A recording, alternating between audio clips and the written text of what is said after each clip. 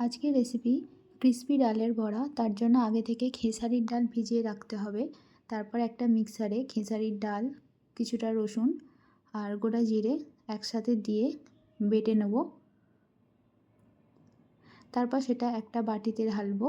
ঢেলে কিছু মশলা দেব, যেমন লঙ্কা গুঁড়ো, অল্প একটু লঙ্কা গুঁড়ো, আপনারা আপনাদের স্বাদ মতো দেবেন।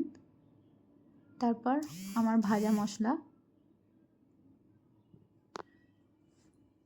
অল্প একটু লবণ স্বাদ মতো,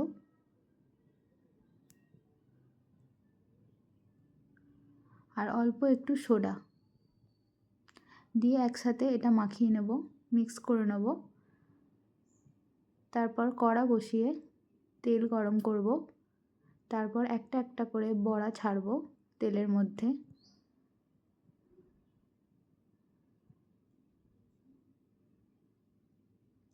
দেখুন কত সুন্দর ক্রিস্পি হয়েছে বড়াগুলো। ওগুলো এক এক করে তুলে নেব, একটা প্লেটের মধ্যে রাখবো। তারপর দেখুন আপনারাই কত সুন্দর হয়েছে।